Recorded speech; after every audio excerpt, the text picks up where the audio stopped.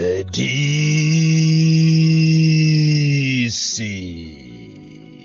President wanthu osauka woyamba kuno ku Malawi kuzuka munyadira, kuzuka mumupembeza Mulungu, mumuyamika Mulungu pa zabwino zonse zimene akuchitira ife anthu osauka, kuzuka ndi chimwemwe siku la lero. Makamaka nditamva nkhani yonena kuti zipani zina zosusa za PP, UTM, DPP, PPM zikuoneka sopano kuti zazukapo pamene amagonapo kupanga zimene Amalawi akufuna, kupanga gwirizano kuti agwirire ntchito limodzi. Izitu tikuyenera tiziyamike kwambiri, ndi zinthu zimene zili za mtengo wapatali.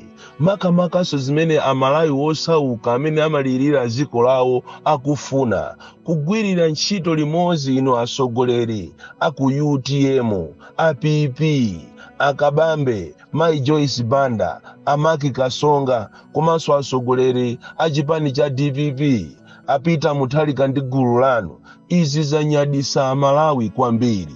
Inde mkatimo muli anthu ena oyipa amene akunyasidwa ndi zimenezi. Ziwani kutenera kuti ndiye satanayo. Simungamusangalase wina aliyense chifukwa ifeyo si ife ndalama. Aliyense sangakondwere, munthu amakondwera ndi ndalama basi. Choncho muli afiti ena, asataniki ena amene akunyasidwa ndi zimene zachitika zija chifukwa tu ndalama ndezi kuperekedwa kuti migwirizano imene isatheke. Koma tikuyamikeni kwambiri asogoleri, mwapanga zinthu zoyamikika kwambiri, zotamandika zimene Mulungu akungoyenera kuti atamandike. Ena amandiyimbira ene mafoni kunena kuti no akalindo mwapanga chinthu chabwino kuwalimbikisa asogoleri. Oyamikidwa sine, oyamikidwa akhale Mulungu chifukwa ndi amene wapangisa zonsezi kuti zitheke. Andi apapa pempho ndilonena kuti tipemphe zipani zina ngati za odya zake, achinana nkhumwa amene twali ndi welfare ya anthu, achina mwene fumbo. Tatiyeni mupange zimene apanga anzanu, mubwere pamodzi, mugwirire ntchito limodzi to fight the common enemy amene akuzunza anthu kwambiri muno Malawi. Komanso ndazuka mwamphamvu kwambiri chifukwa ndikufuna lero ndilengeze kunena kuti ulendo wakukasasire sopano watheka. Tikuyamikeni Amalawi nonse amene mwapereka katundu osiyanasiyana zovala zokuti anthu akathandizikire kumene koko, anthu amene akukhala pa kampu la CCAP of the Livingstonia Synod ngati akapolo muziko lawo lomwe, kupanda chisoni ndithu Dr. Lazarus Chakwera kuwalamula ame kukazuza anthu kuchecha zomera zawo, mbewu zawo, kuombera ng'ombe zawo, kuombera mbuzi zawo, kugumula nyumba zawo. Ndizomvesa chisoni anthu akuzunzika, amayi ndi ana, azigogo, azibambo, anyamata akuzunzika pakanopa chakwanano sopano chaka anthu aja akuzunzika. Andi ndimati ndikupempheni inuyo asogoleri amene mukuyang'anira anthu akukasasire kunena kuti nthawi yakwana sopano to fight for your freedom in your country. Munyamulane nonse mukaunjikane ku Nkhata Bay kwa DC pakana akuyankheni mayankho anu, mubwerere kumene inu munachokera. Choncho ife Amalawi tikufuna tilengeze kuti ife Amalawi first tili wothokoza kwambiri, ndipo la Mulungu likubwera ali tikhala tili pa ulendo wopita sopano kukasasire kumene muli kwa Amalawi first. Konzekani, timu yathu tikonzeke tikapereke katundu amene iyi kwa anthu amene akuzunzika pa msasa uja wa Livingstonia CCAP pa chechi pajapo, kumakhala osadya, kumamwalira pompo anthu, kumavutikana kulephera sukulu chifukwa cha anthu oyipa mitima, nkhope zoopsa kwambiri, kuwachechera mbewu zawo, nthochi zawo, chimanga chawo, china chilichonse, kuombera ndithu zifiyo zawo. Ndi zinthu zomvesa chisoni kwambiri. Lero ndicheza kwambiri nyumba ndi azibale ake komanso timu yonse ya Michael Usi posatira zimene zachitika masiku apitawa. Ndicheza nanu kwambiri inu a Michael Usi, koma mwina tisanafike kumeneko pa nkhani yathu yayikulu imene ya lero ya Michael Usi Manganya amene akukondedwa sopano ngakhale ku maiko akunja pa zimene akupanga. Ena afika ponena kuti Saulos Chilima sopano wazuka, ankaona ngati Saulos Chilima anafa, koma Saulos Chilima wina anabisidwa in the name of Michael Usi. Michael Usi ukuyenera usamale kwambiri. Tisanafike kumeneko ndafuna ndikutengereni ku Nchisi District Assembly kumene kuli nyasi zoopsa, kumene office ya DC kumene koko ikungoba makobiri. Motero kuti last week yokhayi atenga ndrama yokwanira 12 million kuti akagulire matayala 4 a galimoto. Ndikumazifusa kuti kodi inu mmene anthu akuzunzikira taxpayers money, inu mungatenge 12 million kukagulira matayala a galimoto? Ndipo tayala limodzi likuchita cost ndrama zingati kwa inu amene munapita ku sukulu? Kuli nyasi ati chifukwa chokuti ati ali mboma yo ndi a MCP ku Nchisi District Assembly ko oti staff ya kumene koko ili ni mantha kwambiri. Aja amachedwa Adolfu samatengedwaso ngati munthu. Anthu amene amakhuzana ndi za ku accounts satengedwa ngati anthu, akungochita kukakamizidwa kuti azisayina. Motero kuti kusachitike tumaliro kwina kulikonse nkaya ndi kukaronga, kaya ndi kuchitipa, kaya ndi kumwanza, kukumatengedwa every week 3 million. Kumene kuti ndi ku Nchisi District Assembly kuli mantha akulu. Panafunika kuti inu a Minister of Local Government muyendere mupite uko kumachedwa ku Nchisi mukaone nyasi zimene zili kumeneko. Anthu akuchita kugwira ntchito mwa mantha, kuopa office ya DC, kukalipiridwa nkati, ndiye kukubedwa makobiri. Kukubedwa tu makobiri amene ukalondoleza akuoneka kuti anthu osakuyenda ngakhale maulendo, mabwanawo akumangopita kumakamanga nyumba zawo. Ndalama zaphweka kwambiri mu boma limeneli, boma la Lazarus Chakwera. Tikachoka pamenepo ulendo wathu ndikufuna ndikutengereni ku Northern Region Water Board kumene kwapangika diru ya mamita 5,000.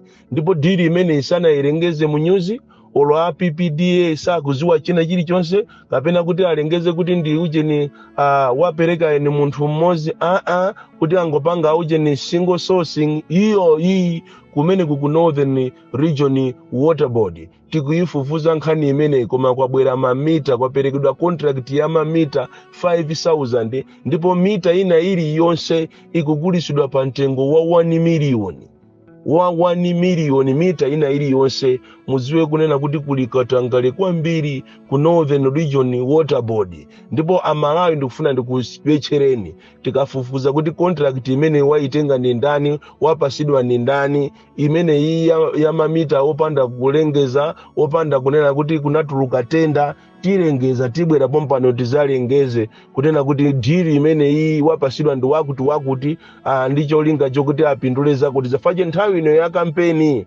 Anthu akupanga zoopsa kunjaku, kuba ndalama mosiriza pamene akuona kuti zinthu zikunka kumalechereche. Anthu akupangiratu mafilimu okuba makobiri, ndipo mboma munde mukubedwa makobiri. Inu mukukumbukira dzulo talengeza za ku Ministry of Education department yoona zomangamanga kumeneko kuli madiru woopsa oti ma contractors akuzunzika. Anthu akuvutika koopsa mmalayi munomo, especially ma contractors amene akugwira ntchito zosiyana mbomamu. Tikunena pano ndrama zawo sizikuperekedwa. Ma certificates apereka ochuluka kwambiri kuti apase ndrama zawo, koma zimene zisizikutheka.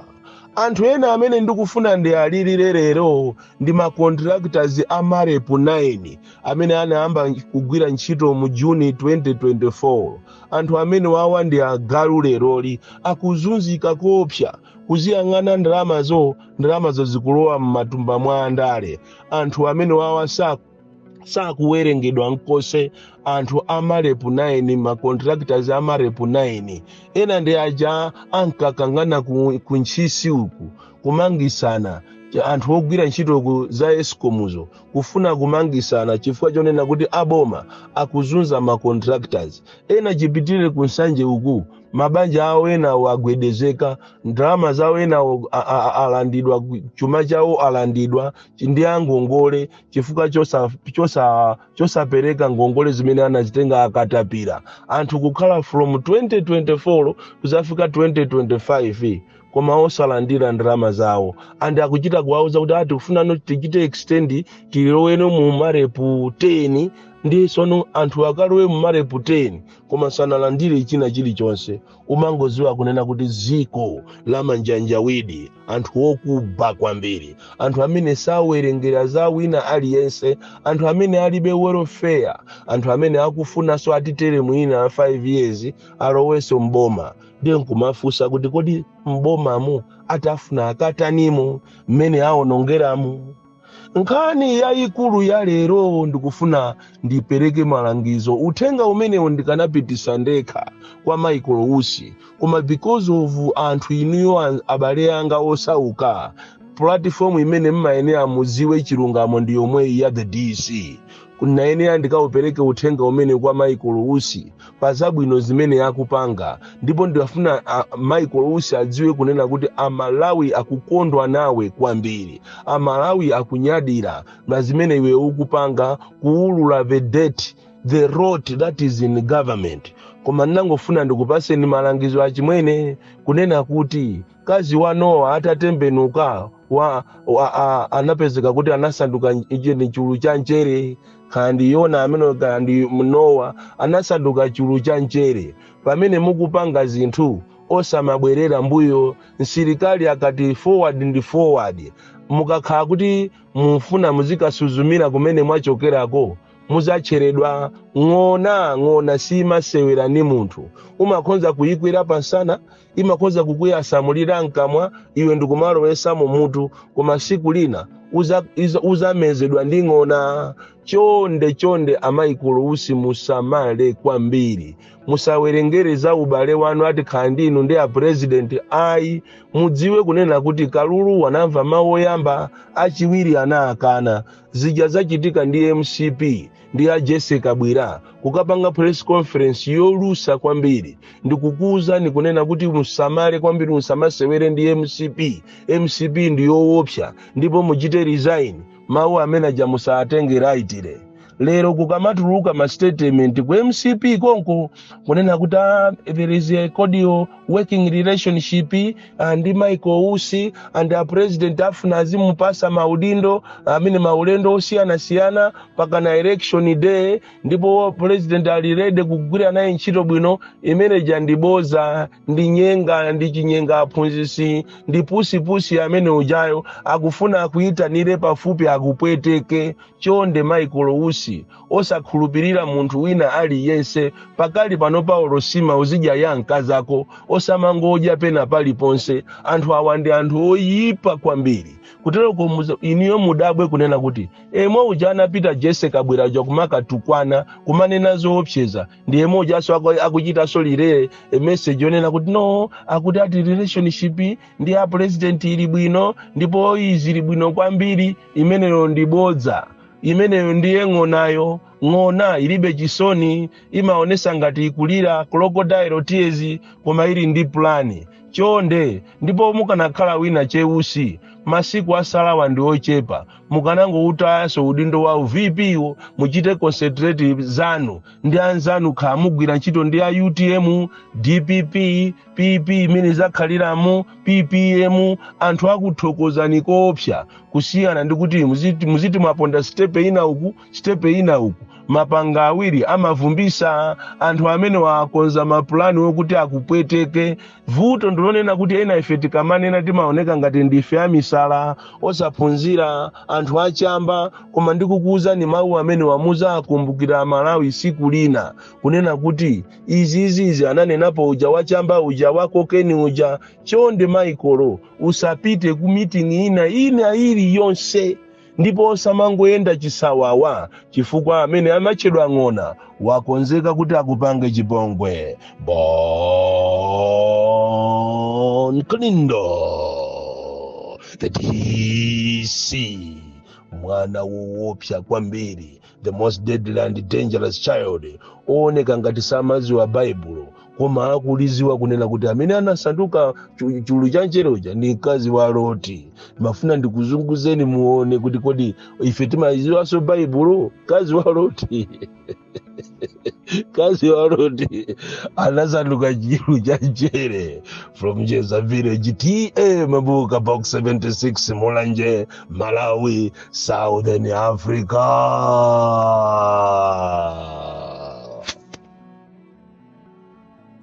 Osaiwala kupanga subscribe ku channel ya AMTV Malawi.